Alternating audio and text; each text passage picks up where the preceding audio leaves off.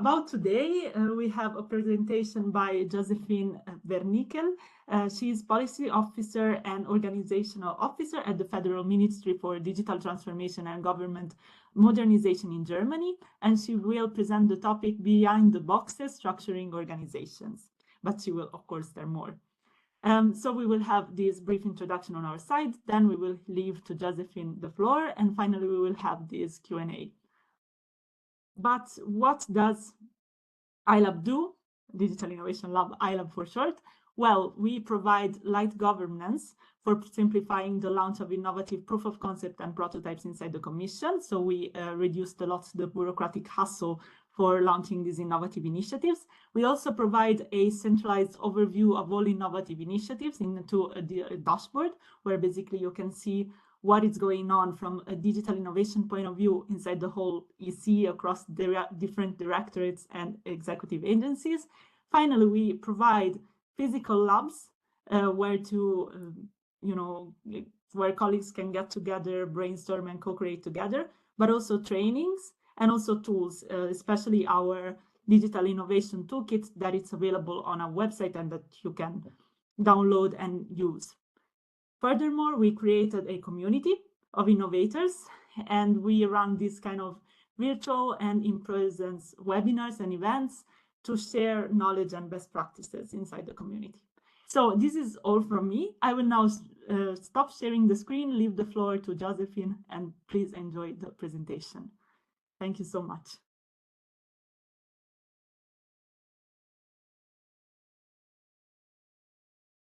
I think that you're muted.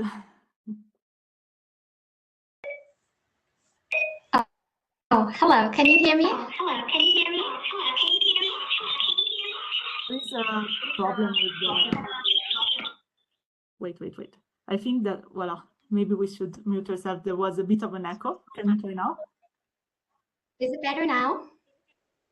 Yes. Okay, perfect. Thank you. Thank you very much. So I will start sharing the presentation, and please let me know if you can see something, and then we'll start.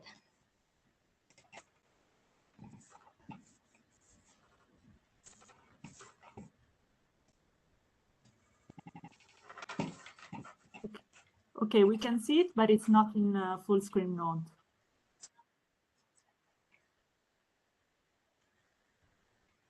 Can you see it on full screen now? Not yet. For me?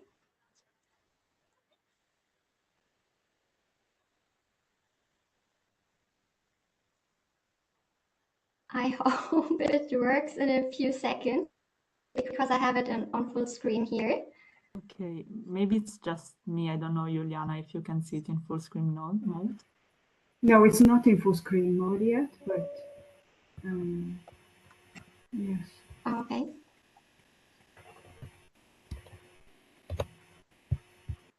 Just a second. I'll try again. Go ahead.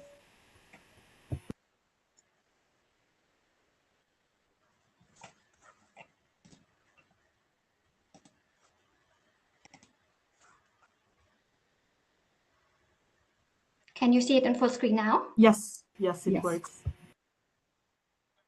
Wonderful, thank you. Well, thank you so much for having me here today and for giving me the opportunity to talk about a topic that is very dear to my heart, and using this wonderful format you created, the iTalk. And thank you so much to everyone who dialed in today. And when I look around, I see so many experts in the field of data, open data, and so many data enthusiasts. And I'm also happy to see quite a few familiar faces. So hello to you all. My name is Josephine. Over the last 4 years, I have been the German open data coordinator at a federal level. And I was, for example, responsible for the open data law, for the open data strategy, and also various open data initiatives on a federal level, and was also involved in quite a few open data projects on state and community level. Also, during that time, I worked quite closely together with the colleagues from the European Commission, and I would like to thank them also for the wonderful collaboration over those 4 years. Today, I'm happy to announce that I talk to you in another role. I was offered a new position at the just newly founded Federal Ministry for Digital Transformation and Government Modernization. And as now organizational officer, I do have a look on how organizations are structured. And I would like to take you all to have a look beyond the boxes, from hierarchies to data.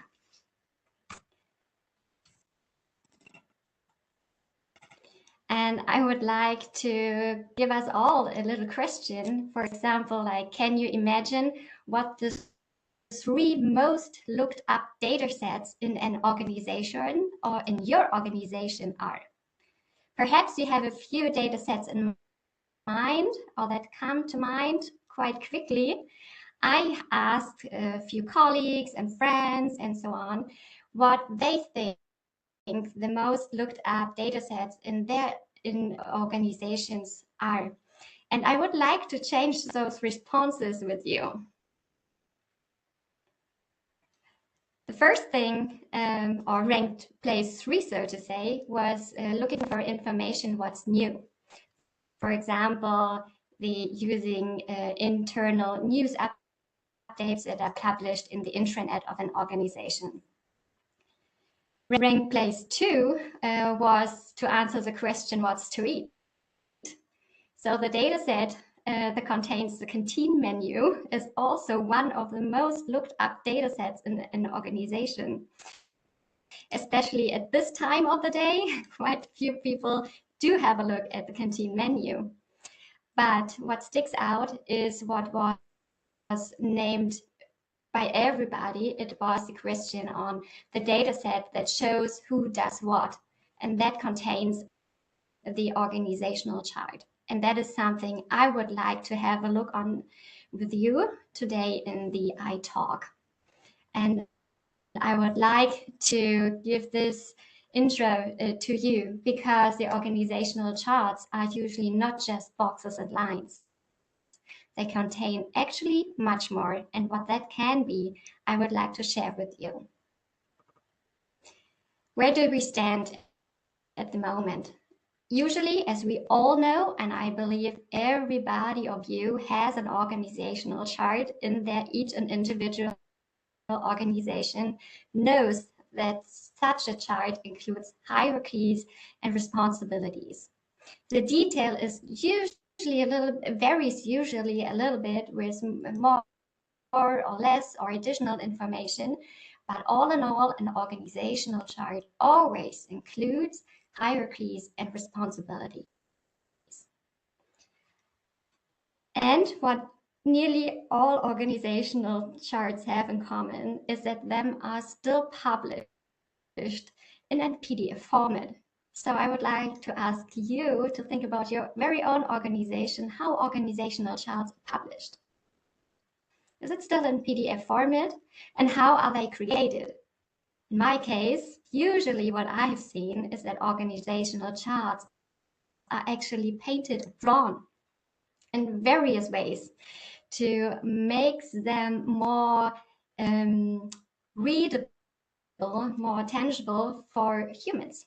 So the human readable design is the approach that is pursued. But at the very same time, the aspect of machine readable possibilities is not included up till now. Most of the time, the aspect of a machine readable organizational chart is not included when creating such. And I don't know how many of you have been involved in the process of creating an organizational chart, but I assume that the aspect of machine readable possibilities is not included. So therefore, I brought you an organizational chart, just an example, And what you can see here is something that might sound familiar or looks familiar to what you have in your very own organization. You see boxes, you see lines, you see names, responsibilities, and sometimes you even discover boxes with no lines. And that's also quite curious, I believe, to see how an organizational chart also shows how those different structures are combined or what specialties are included. So such a chart, only by looking at it, gives an implication on how an organization works. But behind the scenes, as I would like to ask you in the beginning, is to have a look beyond the boxes. So when you see the boxes here, it's quite interesting to ask, well, if it is published only in PDF format, what else can, what other benefits can be taken from such a chart in order to connect the data that is actually behind it? So when such a chart is published in PDF format, in the way that I just showed you, it's also fair to ask if the FAIR principles are actually met. And I believe them are not met at the moment. Well, it is findable, it is in a way accessible, but the aspect of interoperability and reusability, I'm not sure. So that is something that I would like to work on in my now new adopted role as organizational officer, to change such an organizational chart into a more fair chart that can be used for other data options. But what is the challenge currently that needs to be taken? Well, first and foremost, the important information is there, but it is unstructured. And still, the information is stuck in silos. As I just showed you in the organizational chart, you still have those boxes. So one can say those boxes can be seen as data silos, but when those boxes are not connected, those data information cannot be linked. And that is quite something I believe we should try to go for. So going from data silos stuck in those organizational boxes, in those charts, to a more connected way. A way to creating linked data, or to try to create a linked data organizational chart. And of course, meeting the FAIR principles. As most of you are very working in the open data field, the FAIR principles are something that shall be met at the end of this project as well. What it needs is a structured project. It needs collaboration within the organization and lots of communication. When I initiated the project that I'm working on just recently, it is some kind of cultural change in an organization that is pursued here. It is still stuck in the head that an organizational chart simply needs to be drawn and simply needs to be human readable.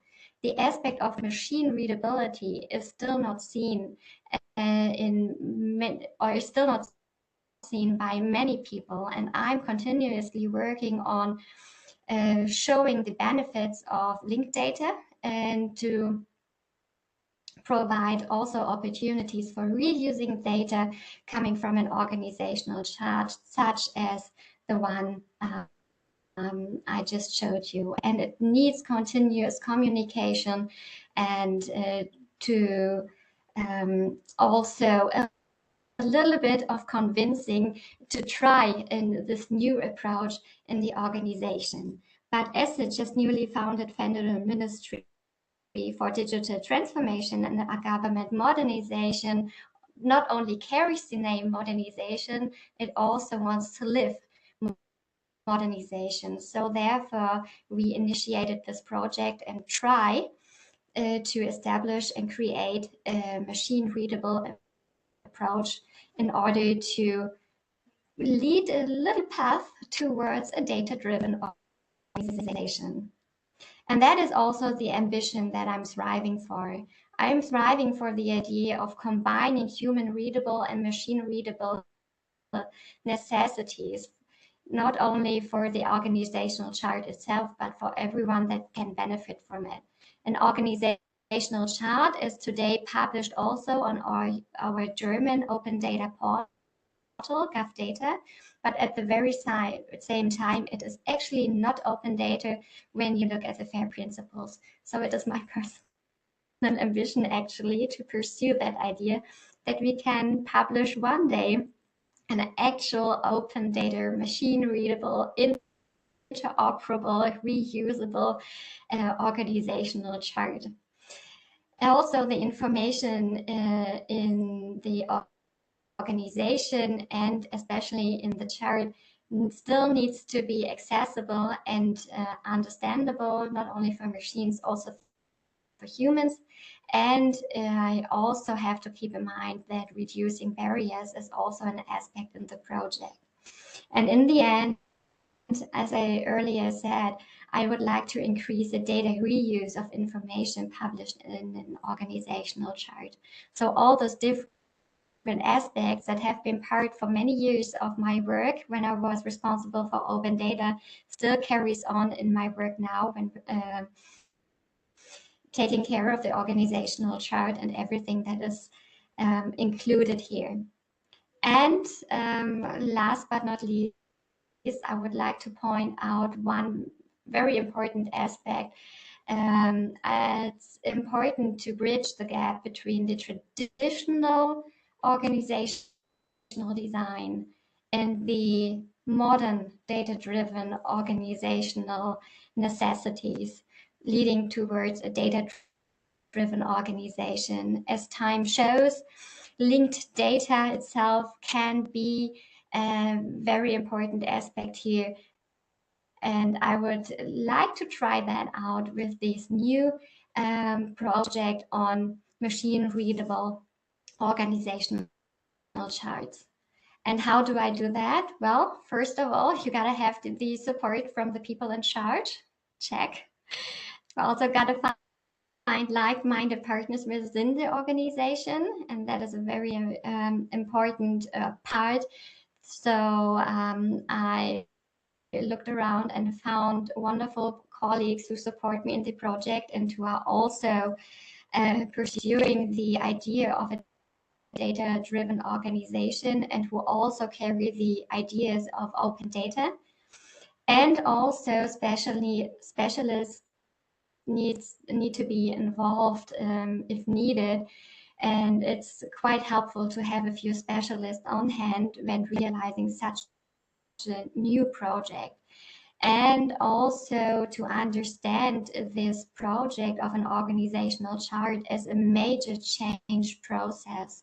And it is a change process and a change project itself. By creating a machine-readable organizational chart, I transform the way of an organization actually sees itself and what shall be shown to the public, how collaboration shall be illustrated, and how connections and hierarchies and responsibilities shall be displayed also in a machine-readable format. So that is a major change that is happening, and change usually takes some time, and that time has to be included when setting up the project. I'm currently estimating for the actual coding that needs to be done about 2 to 3 weeks. But the whole project, including the communication and everything and that needs to be done, I'm talking about 2 to 3 months long project. We are starting in January, in the middle of January, and we are very optimistic that we finalize our project by the end of February, and still some project appointments in March. So I believe that everything is finalized by the end of February and then published in middle of March 2026. So that's the plan for this project. And what do we get in the end? I said earlier, I'd like to create something that is also readable for humans, but also readable for machines. And this is an example how it will look like. We still have boxes and lines and information that is within them, but them are in the background coded differently so that them are actually displayed as linked data, and the organizational chart shall then not be published as PDF, but as an RDF. So in the end, all those aspects of open data and also organizational necessities shall be met in the end. And for all my colleagues in the organization, yes, I know the organizational chart surely will look a little bit different than them are used to today, but in the end, it is still boxes and lines. So it gives them an orientation, and it also gives an overview of the way the organization works and how the organization is structured. It's just different. And this difference needs to be continuously communicated and transmitted. And so what do you need? All you need is not only love for what you do, but it needs continuous communication within the organization and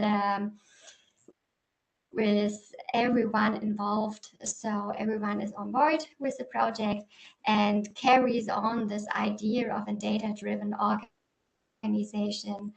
And also, you need a passion for data. One does not need to be a data scientist for this project that we are pursuing, but one has to have a passion for data. And my passion for data, although I switched jobs, is still very big. So therefore, I'm very happy to be having this project and the responsibility for the machine-readable organizational chart. And that was my look beyond the boxes. And I hope I could give you some inspiration on how data can be reused in a different way and how an organizational chart can be an implication for doing so. Thank you very much. Thank you, Josephine. It was really a nice talk, really inspiring also because very concrete. I mean, we live in a